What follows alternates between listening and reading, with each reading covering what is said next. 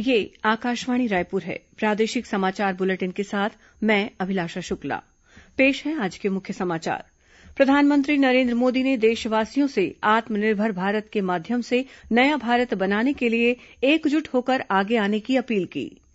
केन्द्र सरकार ने कहा कि देश में कोरोना टीकाकरण के प्रारंभिक चरण में प्राथमिकता समूह वाले लोगों और महामारी से निपटने में लगे अग्रिम पंक्ति के कार्यकर्ताओं को टीके लगाए जाएंगे। सीबीएसई के 10वीं और 12वीं बोर्ड की परीक्षाएं फरवरी के बाद ही होंगी।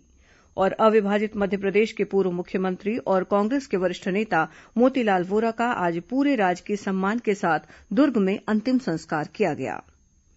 कोरोना महामारी के खिलाफ देश एकजुट होकर लड़ रहा है।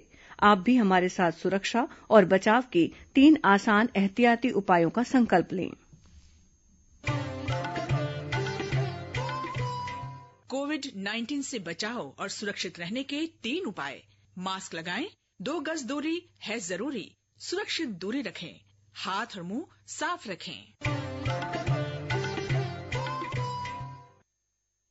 अब समाचार विस्तार से।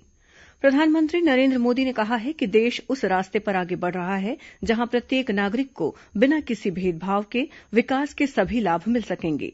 वीडियो कॉन्फ्रेंसिंग के माध्यम से अलीगढ़ मुस्लिम विश्वविद्यालय के शताब्दी समारोह को संबोधित करते हुए उन्होंने देशवासियों से अपील की कि वे आत्मनिर्भर भारत के माध्यम से नया भारत बनाने के लिए एकजुट होकर आगे आएं। प्रधानमंत्री ने कहा कि सरकार सबका साथ, सबका विकास और सबका विश्वास मंत्र के साथ काम कर रही है।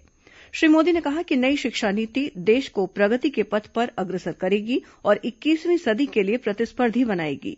उन्होंने कहा कि सरकार ने शिक्षा संस्थानों में सीटों की संख्या में वृद्धि की है। प्रधानमंत्री ने विश्वविद्यालय के विद्यार्थियों से अपील की कि वे देश के स्वतंत्रता सेनानियों पर अनुसंधान करें। केन्द्र सरकार ने कहा है कि देश में कोरोना टीकाकरण के प्रारंभिक चरण में प्राथमिकता समूह वाले लोगों और महामारी से निपटने में लगे अग्रिम पंक्ति के कार्यकर्ताओं को टीके लगाए जाएंगे। टीकों के उपलब्ध होने पर 50 साल से अधिक उम्र के लोगों को पहले दौर में टीके लगाए जा सकते हैं। टीकाकरण के विभिन्न पहलुओं के बारे में स्वास्थ्य मंत्रालय ने बार बार पूछे जाने वाले प्रश्नोत्तर तैयार किए हैं। टीके लगाने के लिए पात्र लोगों को उनके रजिस्टर्ड मोबाइल नंबर के जरिए उस स्वास्थ्य केन्द्र और तारीख की जानकारी दी जाएगी जहां उन्हें टीका लगाया जाएगा। ऐसा इसलिए किया जा रहा है ताकि लाभार्थियों को पंजीकरण और टीकाकरण में किसी तरह की परेशानी न हो। स्वास्थ्य मंत्रालय ने कहा है कि कोविड-19 के टीकाकरण के लिए लाभार्थी का पंजीकरण अनिवार्य है। पंजीकरण के बाद ही लाभार्थी को टीकाकरण केंद्र और समय की जानकारी दी जाएगी। भारत दुनिया का सबसे बड़े टीकाकरण कार्यक्रम का संचालन करता है, जिसमें 2 करोड़ 60 लाख नवजात, 2 करोड़ 90 लाख गर्भवती महिलाओं का टीकाकरण किया जाता है। स्वास्थ्य मंत्रालय ने कहा है कि इस टीकाकरण कार्यक्रम तंत्र को और मजबूत किया जा रहा है ताकि देश की बड़ी और विविध आबादी को प्रभावी ढंग से टीकाकरण किया जा सके। भारत के स्वदेशी कोविड-19 टीके कोवैक्सीन के तीसरे और अंतिम चरण का परीक्षण सफलतापूर्वक पूरा हो गया है। भारत बायोटेक और भारतीय आयुर्विज्ञान अनुसंधान परिषद आईसीएमआर द्वारा विकसित ये टीका अंतिम चरण में 13,000 से अधिक लोगों को दिया गया है। मानव परीक्षणों के तीसरे चरण में कोवैक्सीन को देशभर के लगभग 26,000 लोगों को दिया जाएगा। पहले 2 चरणों में लगभग 1,000 लोगों पर कोवैक्सीन का परीक्षण किया गया है। भारत बायोटेक ने पहले कहा था कि प्रथम चरण के नैदानिक परीक्षणों से पता चला है कि इस वैक्सीन का मानव पर कोई गंभीर प्रतिकूल प्रभाव नहीं पड़ता है और ये कोरोना वायरस के खिलाफ एक मजबूत प्रतिरक्षा पैदा करने में सक्षम पाया गया है। 3 टीकों में से एक कोवैक्सीन टीका केंद्रीय औषधि नियामक द्वारा आपातकालीन उपयोग के अनुमोदन का इंतजार कर रहा है। इस बीच छत्तीसगढ़ के राजनांदगांव जिले में कोविड-19 की संभावित वैक्सीन के टीकाकरण के बाद के प्रतिकूल प्रभाव से निपटने के लिए चिकित्सकों की टीम तैयार की जा रही है। आधिकारिक जानकारी के अनुसार केंद्रीय स्वास्थ्य और परिवार कल्याण मंत्रालय के दिशा निर्देशों के अनुसार जिला स्तर पर टीमों का गठन किया जाएगा। इसके तहत स्वास्थ्यकर्मियों द्वारा लोगों को जागरूक किया जाएगा। गौरतलब है कि संभावित टीकाकरण की प्रक्रिया 4 चरणों में पूरी की जाएगी। उधर जगदलपुर कलेक्टर रजत बंसल ने कोविड-19 के संभावित टीकाकरण कार्यक्रम को सफल और प्रभावी बनाने के लिए जिला, विकासखंड और नगरीय क्षेत्रों के लिए टास्क फोर्स का गठन किया है। ब्रिटेन में कोरोना वायरस के नए वेरिएंट के सामने आने के बाद भारत सरकार ने 31 दिसंबर तक के लिए यूनाइटेड किंगडम से आने वाली उड़ानों पर रोक लगा दी है। इस बीच छत्तीसगढ़ सरकार ने उन यात्रियों के लिए दिशा निर्देश जारी किए हैं जो उड़ानों पर रोक लगने से पहले यूनाइटेड किंगडम से भारत पहुंच चुके हैं और छत्तीसगढ़ आ सकते हैं।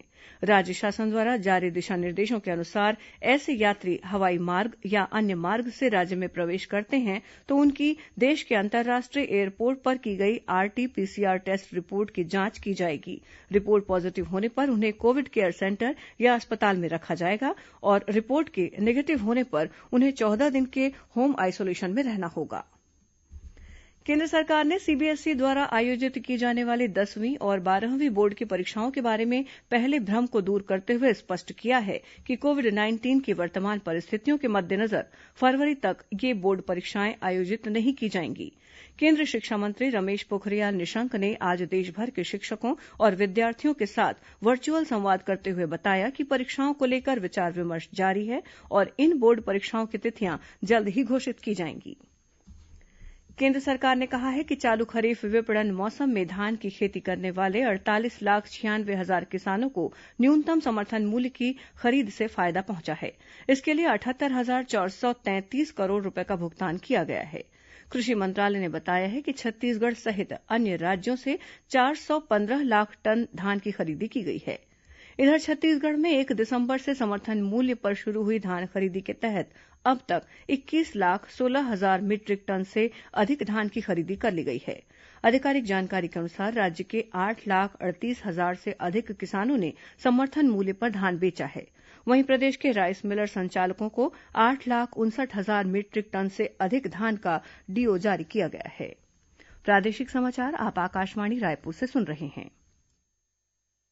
छत्तीसगढ़ की खबरों से है आपका वास्ता और खबरों की विश्वसनीयता से है हमारा वास्ता। आकाशवाणी समाचार रायपुर के प्रादेशिक समाचार बुलेटिन के साथ ही हमारे समसामयिक कार्यक्रम आप रेडियो के अलावा अपने मोबाइल पर भी सुन सकते हैं। आकाशवाणी समाचार फेसबुक, ट्विटर और यूट्यूब पर भी उपलब्ध है। हमारा Facebook page Chhattisgarh news on AIR, Twitter handle CGAIR news और हमारा यूट्यूब चैनल है छत्तीसगढ़ AIR न्यूज। तो अब रेडियो के साथ ही आपके मोबाइल के जरिए भी हम पहुंच रहे हैं आप तक। छत्तीसगढ़ की हर खबर के लिए सुनते रहिए आकाशवाणी समाचार। और अब आगे बढ़ते हैं बाकी के समाचारों की ओर। अविभाजित मध्यप्रदेश के पूर्व मुख्यमंत्री और उत्तर प्रदेश के राज्यपाल रह चुके वरिष्ठ कांग्रेस नेता मोतीलाल वोरा का पार्थिव शरीर पंचतत्व में विलीन हो गया। उनका अंतिम संस्कार आज शाम पूरे राजकीय सम्मान के साथ दुर्ग जिले के शिवनाथ नदी के तट पर स्थित मुक्तिधाम में किया गया। इससे पहले दिवंगत मोतीलाल वोरा का पार्थिव शरीर जनता के अंतिम दर्शन के लिए रायपुर स्थित प्रदेश कांग्रेस मुख्यालय राजीव भवन में रखा गया, जहां मुख्यमंत्री भूपेश बघेल सहित मंत्रिमंडल के सदस्य, विधायक और कांग्रेस कार्यकर्ताओं ने उन्हें श्रद्धासुमन अर्पित किए। इसके बाद दिवंगत वोरा के पार्थिव शरीर को दुर्ग स्थित उनके निवास ले जाया गया, जहां राज्यपाल अनुसुईया उइके, मध्यप्रदेश के मुख्यमंत्री शिवराज सिंह चौहान ने उनके पार्थिव शरीर पर पुष्पचक्र अर्पित कर श्रद्धांजलि दी।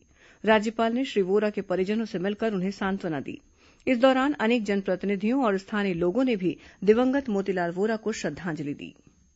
इससे पहले छत्तीसगढ़ विधानसभा में आज अविभाजित मध्यप्रदेश के पूर्व मुख्यमंत्री मोतीलाल वोरा को श्रद्धांजलि दी गई। विधानसभा उपाध्यक्ष मनोज सिंह मंडावी ने श्री वोरा के निधन की सदन में सूचना दी। उन्होंने कहा कि श्री वोरा का पूरा जीवन आदर्शों और सिद्धांतों के प्रति समर्पित रहा। उनके निधन से न केवल छत्तीसगढ़ को बल्कि देश को बड़ी क्षति हुई है। सदन में मुख्यमंत्री भूपेश बघेल ने कहा कि श्री वोरा की लगन, परिश्रम, निष्ठा और नेतृत्व के प्रति समर्पण अद्वितीय था। उनकी सहजता, सरलता और मिलनसारिता जो प्रारंभ में थी वैसी ही अंतिम समय तक रही। उनका निधन पार्टी के लिए ही नहीं पूरे देश के लिए अपूरणीय क्षति है। वहीं पूर्व मुख्यमंत्री डॉक्टर रमन सिंह ने कहा कि विपक्षी दलों के सर्वोच्च नेता भी श्री वोरा का बड़ा सम्मान करते थे। वे सभी दलों में लोकप्रिय थे। वे हम सब के लिए अभिभावक और पितातुल्य थे। नेता प्रतिपक्ष धरमलाल कौशिक ने कहा कि श्री वोरा दिल्ली में छत्तीसगढ़ की पहचान थे। एक सामान्य परिवार से निकलकर उन्होंने राष्ट्रीय क्षितिज पर कार्य किया। कांग्रेस के वे अभिभावक तो थे ही, उनका पक्ष विपक्ष में भी बड़ा सम्मान था। संसदीय कार्य मंत्री रविन्द्र चौबे ने कहा कि स्वर्गीय श्री वोरा समाजवादी चिंतक थे। उनका जाना राजनीतिक क्षेत्र के लिए बड़ा नुकसान है। वहीं गृह मंत्री ताम्रध्वज साहू ने कहा कि श्री वोरा सार्वजनिक जीवन के मूल्यों को सीखने की पाठशाला जैसे थे। पंचायत और ग्रामीण विकास मंत्री टीएस सिंहदेव ने कहा कि मोतीलाल वोरा के निधन से हमने एक बहुत बड़े व्यक्तित्व को खो दिया है। वहीं जनता कांग्रेस छत्तीसगढ़ के विधायक धर्मजीत सिंह ने कहा कि सभी दलों के लोग मोतीलाल वोरा का आदर करते थे। वे पूरी ईमानदारी, निष्पक्षता और निष्ठा के साथ काम करने वाले व्यक्ति थे।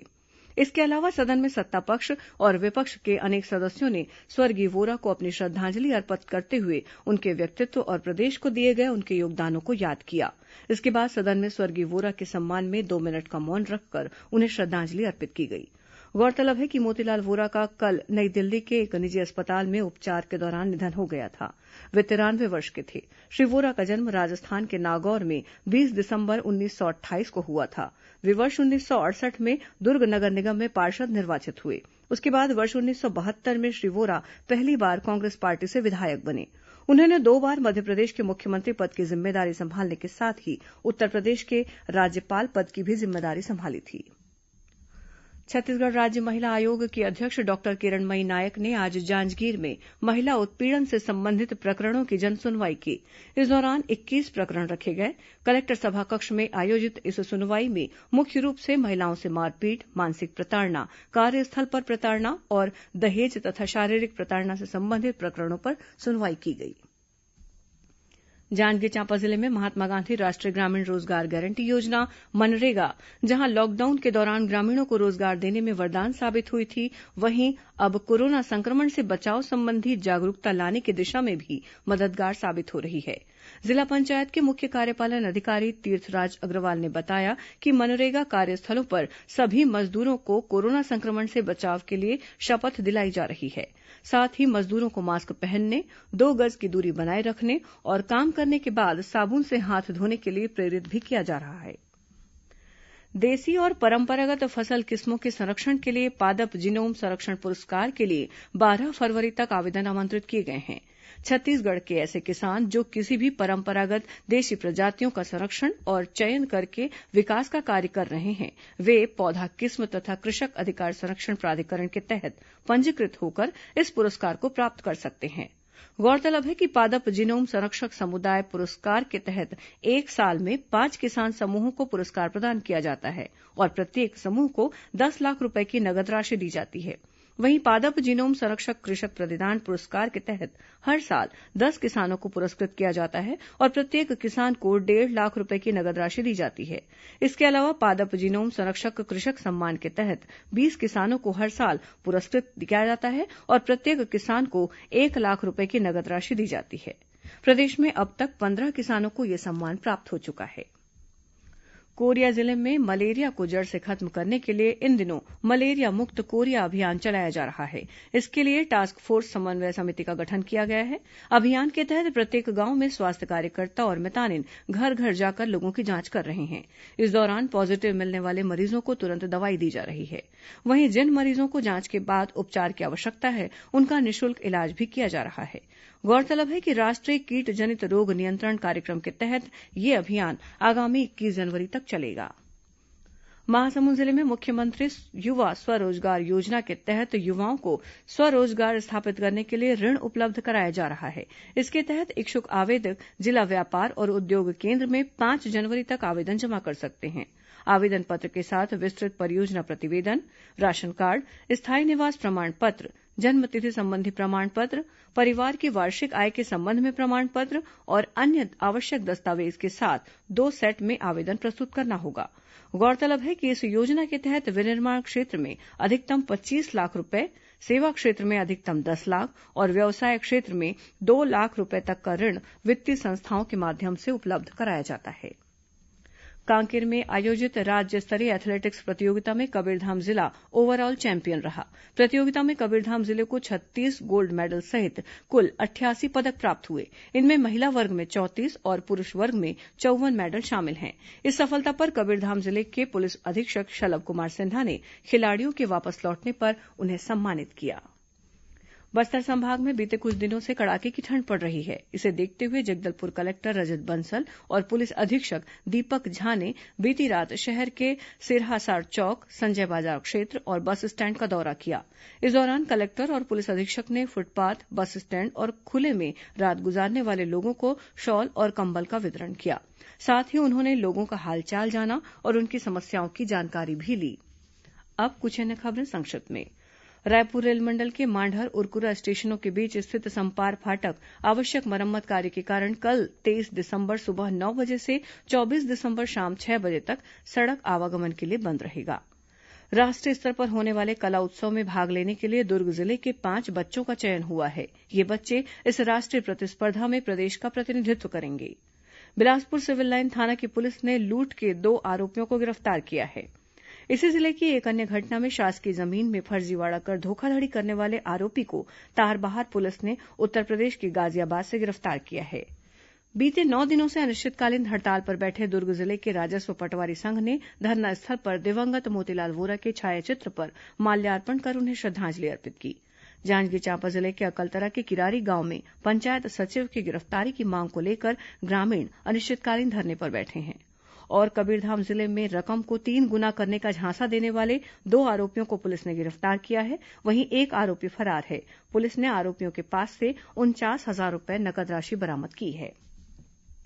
अंत में मुख्य समाचार एक बार फिर। प्रधानमंत्री नरेंद्र मोदी ने देशवासियों से आत्मनिर्भर भारत के माध्यम से नया भारत बनाने के लिए एकजुट होकर आगे आने की अपील की। केंद्र सरकार ने कहा है कि देश में कोरोना टीकाकरण के प्रारंभिक चरण में प्राथमिकता समूह वाले लोगों और महामारी से निपटने में लगे अग्रिम पंक्ति के कार्यकर्ताओं को टीके लगाए जाएंगे। सीबीएसई की 10वीं और 12वीं बोर्ड की परीक्षाएं फरवरी के बाद ही होंगी। और अविभाजित मध्यप्रदेश के पूर्व मुख्यमंत्री और कांग्रेस के वरिष्ठ नेता मोतीलाल वोरा का आज पूरे राजकीय सम्मान के साथ दुर्ग में अंतिम संस्कार किया गया। इसी के साथ प्रादेशिक समाचार बुलेटिन समाप्त हुआ।